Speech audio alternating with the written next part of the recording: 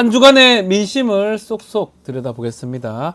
자, 오늘도 유니온 센터장 박영식 시사정치 에디터 두 분 함께 하겠습니다. 안녕하십니까? 반갑습니다. 안녕하십니까? 자, 쇼미더 민심 코너인데요. 뉴스토마토 의뢰로 미디어 토마토에서 실시한 여론조사를 토대로 한 주간의 여론 동향 파악해보는 시간입니다. 개요 좀 말씀드리면요. 뉴스토마토가 의뢰를 했고요. 지난 26일, 27일입니다. 18세 이상 전국 남녀 1,009명 대상으로 실시를 했으며 표본 오차 95%, 신뢰 수준은 플러스 마이너스 3.1%포인트입니다. LS 무선전화 방식이고요. 응답률은 2.4%로 집계되었습니다. 자, 먼저 대통령의 국정운영 평가 알아봐야 될 것 같습니다. 박영식 에디터. 네. 어떻게 나왔습니까? 예, 국정운영 평가, 긍정이 30.9% 나왔습니다. 전주 대비 0.3% 상승했고요. 부정평가는 67.3%, 이 중에서는 매우 잘못하고 있다가 57.4%이고요. 0.9%가 전체적으로 보면 상승한 거고, 요게 이제 5주 연속 부정평가가 상승하고 있고, 지난주와 비교해보면 큰 변화가 없는 수치인 건 맞는데, 네. 리얼미터나 여러 여론조사에서 나타났고 확인된 공통점이 보이는 게 정부 여당 그리고 또 대통령에게 지지 의사가 높은 영남 지역에서도 부정평가가 긍정평가 넘어선 지 오래된 건 이건 대체적으로 거의 모든 여론조사의 공통점인 것 같고요. 네. 이번 조사에서도 마찬가지로 지역별 조사에서는 대통령이 긍정평가를 넘어가는 지역이니까 없는 거니까 정리하자면은 전 지역에서 아무튼 대통령은 인기가 없는 대통령인 걸로 확인이 되어가는 중이다. 이렇게 얘기할 수 있고 연령대가 70세 이상을 제외하고는 아무튼 또 긍정 지지도가 높은 세대가 없습니다. 이제 그래서 대부분 여론조사가 요 같은 내용을 지금 띠고 있다라는 거는 일단 말씀드릴 수 있고요. 지금 표집 정치 성향은 296명의 보수 응답층, 중도 여론조사 응답층은 435명. 진보 응답층은 278명이었습니다. 저 지금 눈에 띄는 게 매우 잘못하고 있다가 57%입니다. 매우 잘 모르겠다도 없어요. 잘 모르겠다 1.8%밖에 안 되는데 매우 잘못하고 있다고 생각하는 사람이 57%다. 60%에 가까운데. 자, 윤희용 센터장님, 주목할 점 좀 짚어주십시오. 방금 이제 말씀하신 거 몇 번 얘기 드렸는데요. 어쨌든 여론에는 이제 그 강도, 그러니까 수치의 높낮이가 있지만 강도가 이제 중요한 부분이긴 한데 방금 말씀하신 매우 어쩌한다. 그러면 강도가 매우 센 거잖아요. 그러니까 잘 못한다라고 하는 부정평가가 있는데 거기에 매우 못한다 비율이 57%나 되는 것이니까 그러니까 못한다 중에서는 만약에 합쳐서 한다면 이게 80%를 넘을 거 아닙니까? 그러니까요. 예, 그러니까 지금 부정평가의 그 강도, 스트렝스도 매우 이제 강한 상황이니까 이것이 이제 단기간에 이 국면을 전환하기에는 이게 쉽지 않은 상황. 매우 이 사람들이 바뀔 가능성이 적어 보이잖아요. 특별한 상황이 안 생기면. 이런 분들은 이제 귀를 닫는 분들이라고 볼 수 있어요. 뭐냐면 귀를 닫게 하니까. 어떤 액션을 취하거나 메시지를 냈을 때 우리가 이제 이거 국정 지지율이 올라간다라고 한다면 귀가 일단 열려 있어서 그 얘기를 듣고 이것이 이제 의미가 있구나라고 하는 것으로 선순환 과정으로 가야지 메커니즘이 작동하는 것인데 매우 못한다라고 하는 분들은 아예 이제 관심을 꺼버리는 것이니까 어떤 좋은 메시지를 모인다거나 좋은 액션을 취한다고 하더라도 국정 지지율이 이제 상승 국면으로 이어지는 것이 제약될 수밖에 없다는 점에서 상당히 사실은 이전 대통령들에서 이렇게 수준으로 나오는 경우들은 사실 잘 없었거든요. 기억이 잘 안 나요. 그래서 사실은. 매우 이제 좀 특이한 현상이라는 점. 그다음에 보수 성향층을 봤을 때 지금 잘한다라고 하는 내가 보수 성향이다라고 하시는 분들 중에 윤석열 대통령이 국정 수행을 잘한다라고 하시는 분들이 55%가 나와요. 그러니까 절반은 넘는구나라고 볼 수 있는데 그런데 잘 못한다고 하는 부정평가가 41.9%니까 그러니까 보수 성향층인데 40%가 넘게 잘 못한다라고 부정평가를 하고 있는 거예요. 그러니까 되게 보면 한 70% 정도 이렇게 돼야지 안정적인 것인데 지금 그런 부분이어서 이 부분이 이제 어떻게 해소될 수 있는 것인지 이 부분 예, 좀 쉽지 않은 상황으로 분석이 됩니다. 제가 아까 그 네, 리얼미터하고 알겠습니다. 한국갤럽 조사는 따로 언급을 안 말씀 안 해드렸는데요. 해주셨어요. 예, 그러니까 월요일 이번 주 월요일에 있는 리얼미터 조사 결과가 긍정 30%, 부정 66.4%고 똑같네요, 거의. 예, 거의 유사하고 여기 지금 리얼미터 같은 경우에도 여기가 이제 ARS 네. 하고 있는데 넉 달 넘게 지금 30% 초중반으로 보이고 있고 지난주 금요일이었습니다. 갤럽 조사는 긍정 27, 부정 63%를 기록했다는 점 참고로 말씀드리겠습니다. 갤럽은 이제 전화 방식이 우선 전화 방식이긴 한데 갤럽은 뭐 또 MBS 조사는 20 중반이더라고요. 근데 일단은 무선 전화 방식은 30 초반이다. 그렇지만 두 분 짚어주신 것처럼 그게 녹록지 않다 이렇게 봐야 될 것 같습니다. 근데 댓글에서는 30%도 많은 거 아니냐 이런 얘기도 나오는 것 같습니다. 그러니까 갤럽 같은 거 생각하시는 것 같습니다. 이게 이제 보면은 네. 전화 면접 조사인 경우에는 네. 정치에 관심도가 높지 않은 분들도 이제 응답을 하게 됩니다. 사람이 하니까 말은 하죠. 말은 하죠. 전화하는데 그러니까, 끊기는 뭐 하니까요. 네, 그래서 그런 분들 같은 경우 이제 주로 지금 중도 성향층 보면 부정평가 높거든요.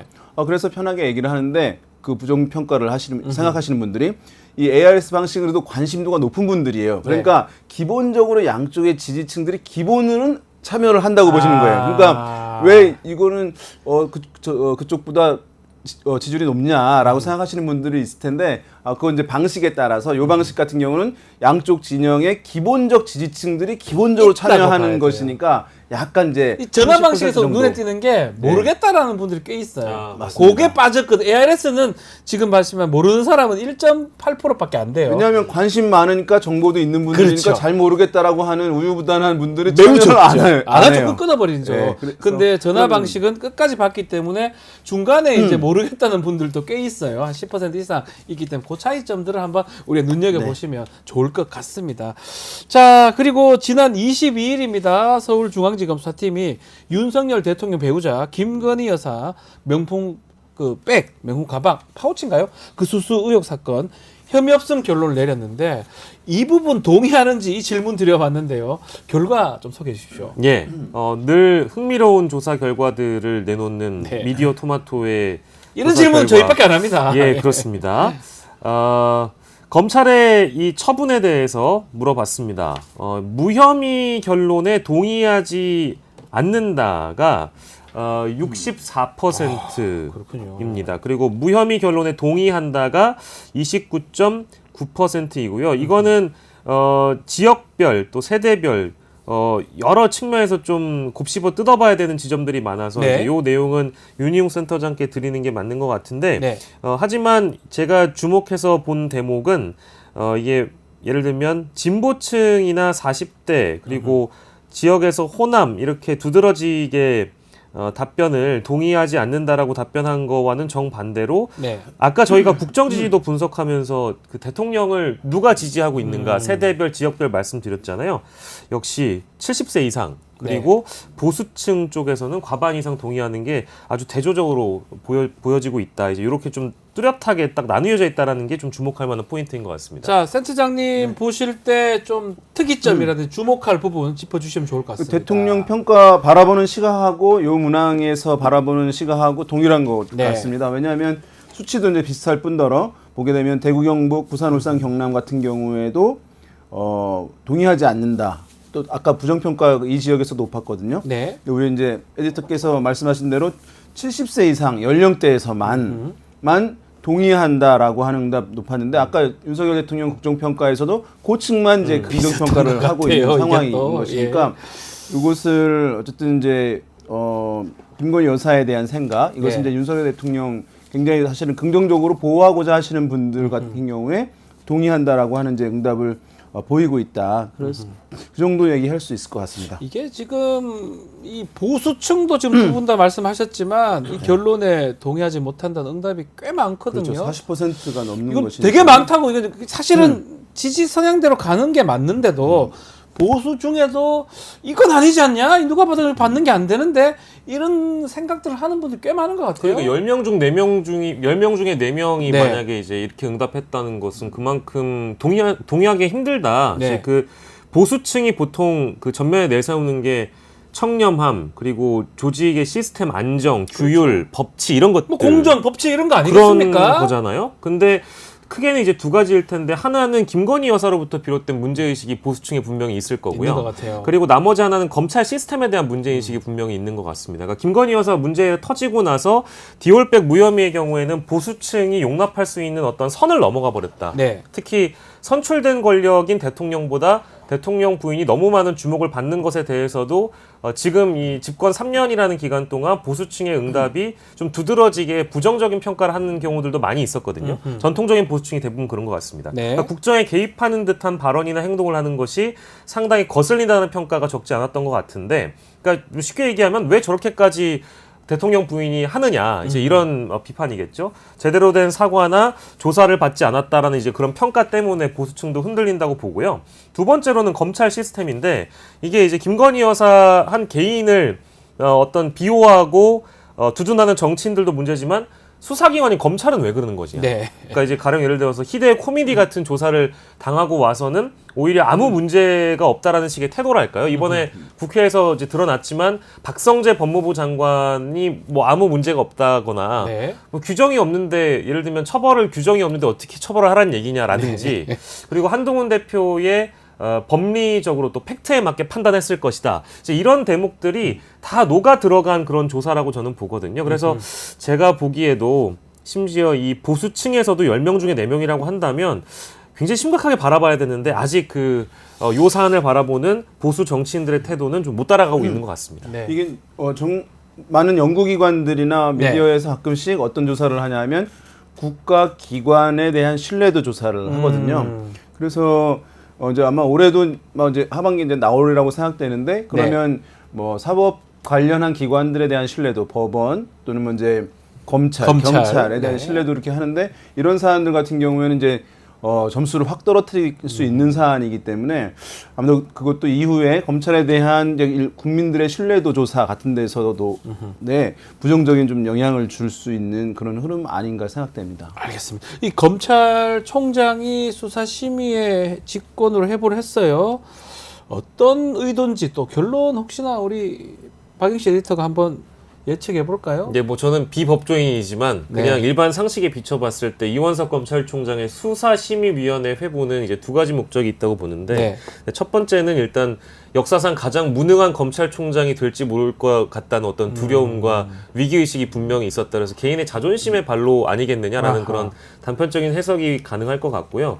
뭐 검찰 고위급 인사에서도 검찰총장이 패싱당한 건 팩트인 것 같고 중앙지검장에게조차 무시당하고 있는 총장 아니겠습니까? 사실상 바지총장, 식물총장 이런 비판이 나오다 보니까 어떤 수사의 공정성을 기한다는 의미에서 내가 여기까지는 할 수 있다라는 선언적 의미에서 수심위가 출발됐다고 저는 보고 그리고 다른 하나는 저는 이분은 또 다른 검찰주의자 같아요. 아, 또 다른 검찰주의자예요? 그러니까 또 다른 의미에서의 검찰주의자 같습니다. 그러니까 마치 예전에 사람에게 충성하지 않고 조직에 충성한다라는 그런 의미 말고도 검찰 후배와 내가 사랑하는 검찰 조직을 위해서 검찰 조직의 최대한 부담을 덜 주기 위해서 공정성에 시비가 있었던 조사 과정이나 이 조사 결론에 대해서 어떤 공정성을 좀 담보하는 차원에서 어떤 결론이 내려지든 간에 김건희 여사에 대한 면죄부가 아니라 검찰에게 가장 완벽한 면죄부를 주기 위한 방법 아닐까 그런 생각이 들어서 외부 자문 기구인 수심위가 어떤 처분을 내든지 간에 그럼 검찰도 할 말이 생기는 거잖아요. 그렇죠. 할 건 다 했다 이러려고. 우리가 할 수 있는 건 다 했다라는 예. 그런 의미에서 이제 한 거라고 보고요. 결론은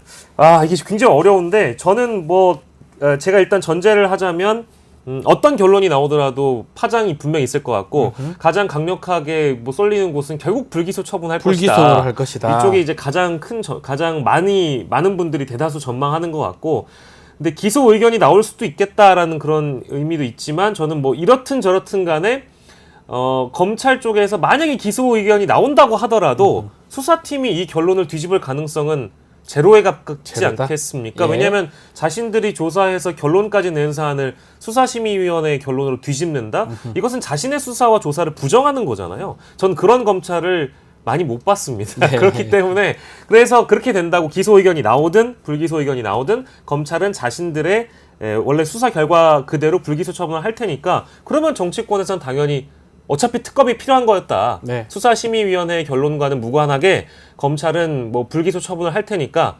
결론적으로는 특검이 필요하다라는 국면으로 나아갈 것 같습니다. 그렇죠. 시작점이 잘못됐습니다.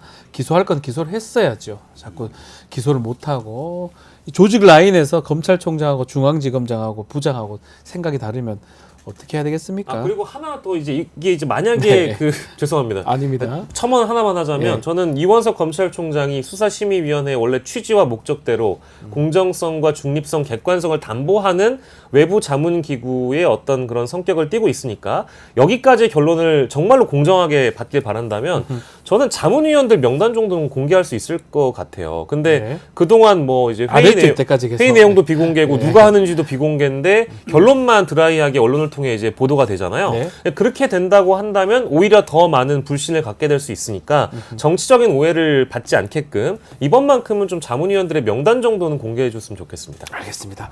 자, 그리고 이제 여야 대표 회담 추석 전에 할 가능성이 있어 보이는데 방식을 두고 이견을 계속 보였어요. 특히 생중계로 해야 된다. 한동훈 대표는 얘기를 했던 것 같고 이재명 더불어민주당 대표는 좀 달리 얘기했던 것 같은데 일단은 그 회담 방식 그거 조사를 했습니다. 야, 이런 조사 저희가 또 처음인데요. 회담 방식 생중계가 좋냐 비공개가 좋냐 이거 어떤 결과가 나왔습니까, 박영식 에디터? 예, 그 생중계 회담이 네. 적절하다. 라는 응답이 오, 63.1%가 나왔습니다. 예. 그리고 비공개 회담으로 가야 된다가 31.8%고 잘 모르겠다가 5.1%가 나왔는데요. 네. 이게 오늘 사실 발표되고 나면 아마 언론에서 이 내용 굉장히 많이 다룰 것 같은데. 저도 많이 다룰 것 같은데요. 왜냐하면 보십시오. 모든 정당 지지층, 모든 정치 성향 응답층 과반 이상이 생중계 회담 방식이 적절하다라고 응답을 했습니다. 이게 뭐랄까 민주당의 지지층 경우로 보면 생중계 회담이 47.7%고요. 오. 비공개 회담이 더 높긴 한데 49.5%로 거의 같네요. 거의 백중세로 이제 아하. 붙어 있습니다. 물론 한 2-3% 차이긴 한데요. 네. 그래서 민주당 지지층의 경우에도 의외로 생중계 회담에 대한 응답이 꽤 높았다. 이렇게 좀 정리하는 게 이게 아마 많이 또 기사화되지 않을까. 저도 좀 아주 의외인데 이게 좀 분석 좀 해주셔야 될 것 같습니다. 일단은 이제 요런 유형의 질문들이 있어요. 예. 요런 것들은 크게 봤을 때 우리가 이제 조사에서 이렇게 얘기합니다. 사회적으로 바람직한 것을 물어보는 것이기 때문에 사실은 이 조사 해보나 마나 이게 높다는 것을 알 수 있어요. 가령 이제 학생은 학교에 가야 됩니까? 당연히 학교 가야 됩니다. 의원들은 장외 추장하고 있는데 의회 내에서 이제 의정 활동을 하게 해야 된다. 당연히 그렇고요. 의정 활동해야 된다. 예, 그다음에 회담 같은 경우는 적극적으로 투명하게 공개해야 된다. 이것은 이제 정답이 정해져 있는 거거든요. 네. 이제 질문했을 때.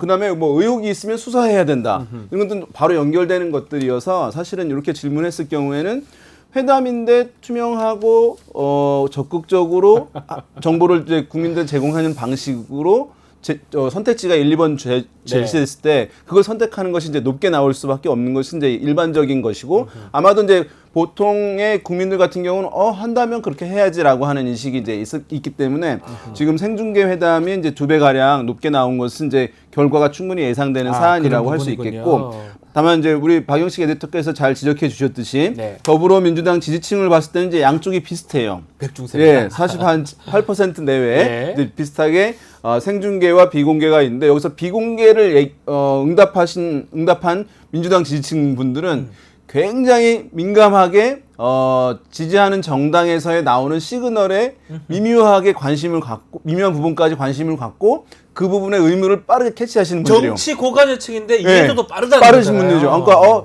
약간 뉘앙스가 뭐 적극적인 생중계보다는 비공개로 해서 뭐 성과 내는 게 중요하다라고 하는 시그널인 것 같다라고 생각해서 그분들은 비공개를 선택한 것이니까 이해도가 빨라서, 한 예. 지금 그러니까 민주당 지지층의 한 절반 정도는 그렇죠. 이제 그런 의중을 판단하시는 분들이라고 이제 확인이 됩니다. 근데 이렇게 또 하나 배워갑니다. 아침에 일어나면 박지훈의 뉴스 인사이다를 봐야 된다라는 당연한 응답처럼 그런 조사에 영향을 받았을 것이다. 그거 때문에 이런 결과가 났을 것이다. 예. 정말 네. 오늘 이 회자가 많이 될 오늘 많이 되겠네. 기사가 나올 것 같습니다. 어쨌든 간 조사한 거지만 사람들의 심리가 또 그런 게 있다고 우리 센터장님 잘 네. 짚어주셨던 것 같고요. 다만 지금 이 회담 관련해서 생중계 방식 한동훈 대표는 굳이 고집을 하지 않겠다라고 얘기하고 있고 의제가 좀 더 중요할 것 같거든요. 최상면 특검법이라든지 뭐 등등 의료 대란 또 문제가 될 것 같고요. 추석 전에 어떻게 방해석이 또 가능할까요? 글쎄요, 저는 추석 전에 열렸으면 좋겠고요. 어쨌든 뭐 국민들을 위한다는 마음은 여야 대표 모두 공이 같다 보니까 일단 열리지 않는 것보다는 추석 전에 열렸으면 좋겠다라는 제 기대와 희망이고, 다만 열릴 수 있을까라는 현실적인 문제는 조금 기다려봐야 될 것 같긴 한데 네. 이게 재밌는 것은 이따 저희가 또 얘기하겠습니다만 대통령과 그 한동훈 대표 간의 갈등이 더 커지면 커질수록 그렇죠. 오히려 반대로 여야 회담의 어떤 가능성은 더 높아질 거라는 예상이 좀 되고요. 원래 없었던 변수가 지금 생겨서 대통령과 한동훈 대표 간의 갈등이 하나의 변수가 될 수 있겠다. 그래서 대통령이 의대 증원에 대해서 의대 증원 문제와 응급 의료 붕괴 사태에 대해서 제대로 대처하지 못하고 이것 때문에라도 보수층이 더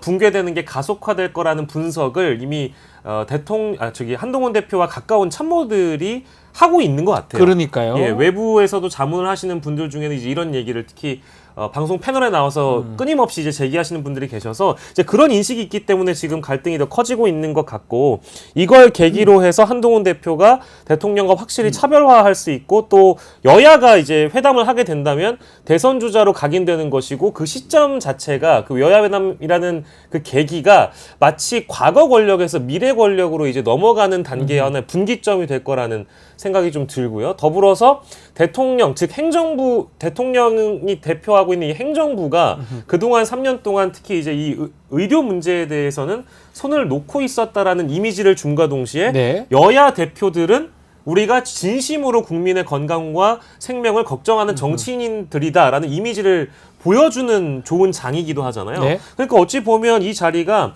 지난주만 하더라도 막 생중계 문제 가지고 두 분이 여당과 야당이 각을 세웠는데, 지금 그것보다는 확실히 이 대통령과 한동훈 대표의 갈등이 큰 변수가 돼서 오히려 더 네. 가능성을 높여주고 있지 않을까라는 생각이 좀 듭니다. 그 부분이거든요. 만찬이 원래 내일 지도부하고 대통령 만찬이 이제 예정이 돼 있었는데 이게 추석 이후로 연기가 됐습니다. 추석 전에 뭐 하는 게 맞지 않다 이렇게 대통령실에서 밝힌 바가 있긴 한데 한동훈 대표는 뭐 그 내용을 정확하게 인지를 못 받았던 것 같아요. 나중에 된다고 봤을 때는 이 의료 대란이라든지 이런 게 문제가 아닌가라는 분석도 있는 것 같은데요. 이것 때문에 여야 대표 간의 회담은 좀 더 잘 이루어질 수 있을 것 같기도 하고요. 만약에 한동훈 대표가 예. 이 국면을 중대한 국면이라고 생각을 해서 아하. 본인이 여기서 이제 밀리면 안 되고 이후에 이제 본인의 대권 가도에서 이제 용산과 확실하게 각을 세우면서 이제 비상한 각오로 가겠다라고 하면 아마 이제 이재명 대표와 회담 추진하는 방향으로 가긴 할 텐데 가겠죠? 여전히 당내 내가 입지가 좀 안정적이지 못한 상황이다라고 하는 판단이 상당히 강하게 되면 용산의 대통령실과 지도부가 만나는 것을 하지 않고 야당 대표를 먼저 만난다.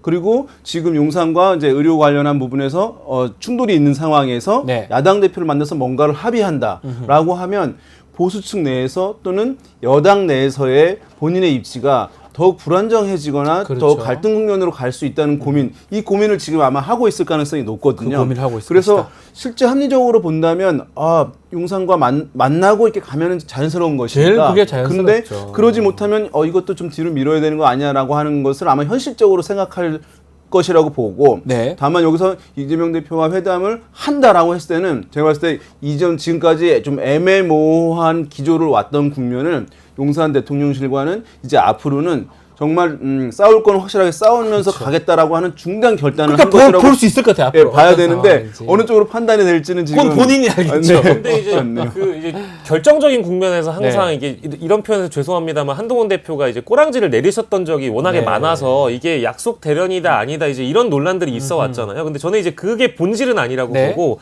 지금 벌써 언론이 분석하기로는 5번째 갈등이라고 합니다.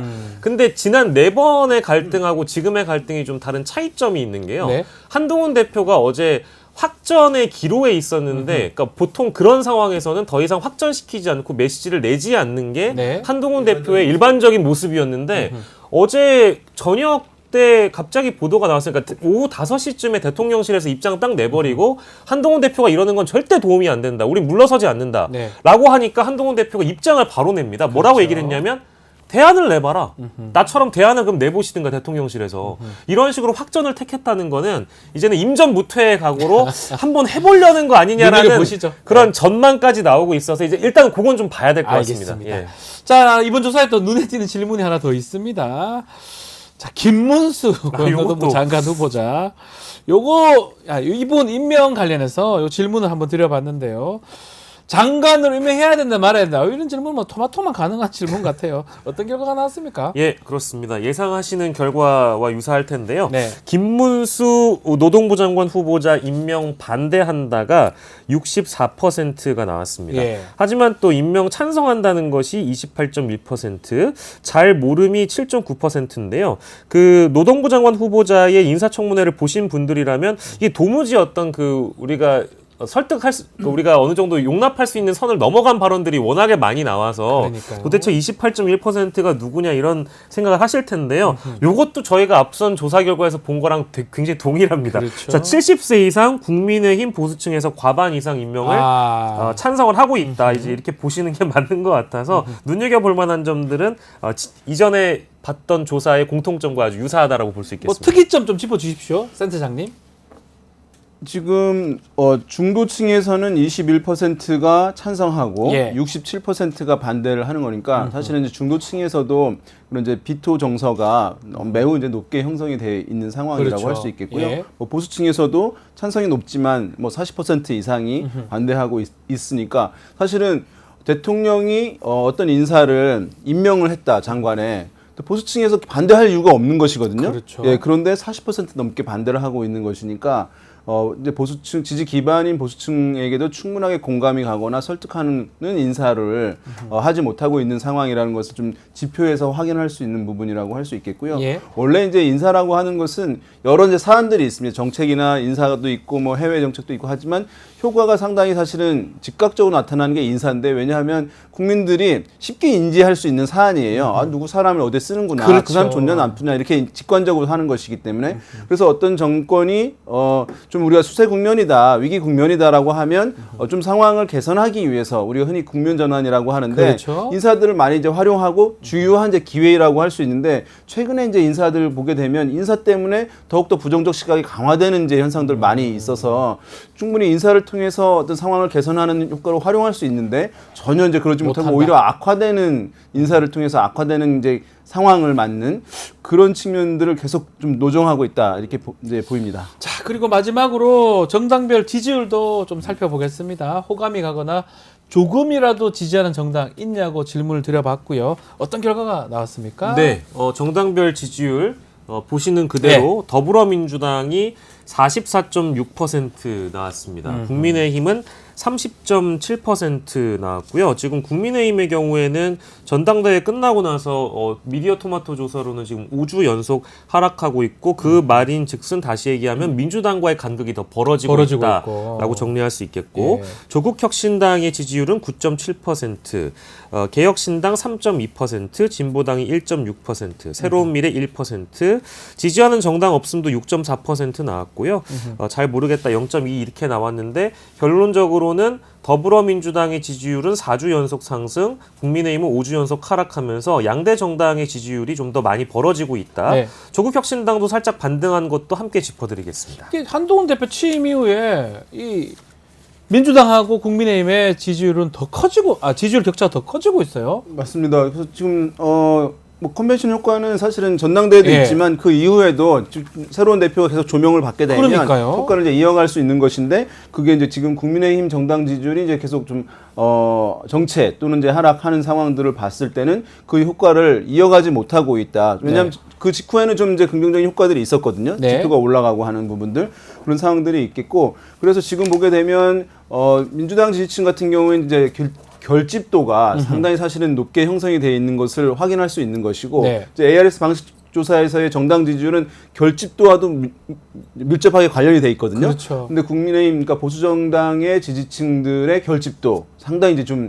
이완되어 있다, 느슨해지고 있다 이렇게 분석을 할 수가 있어서 앞에 여러 가지 이슈들을 봤을 때 보수층들이 정부의 주요 정책에 대해서 서포트 뒷받침들을 높은 비율로 해주고 있지 못하는 것과 정당 지지율이 좀 정체되고 있는 것은 매우 이제 연결이 좀 쉽게 할 수 있는 부분이다 이렇게 볼 수 있겠습니다. 저는 네. 당대표의 영향도 큰 것 같아요. 당대표요? 왜냐하면 예. 존재감이나 입지 문제는 저희가 방송을 통해서 계속적으로 거론을 해왔잖아요.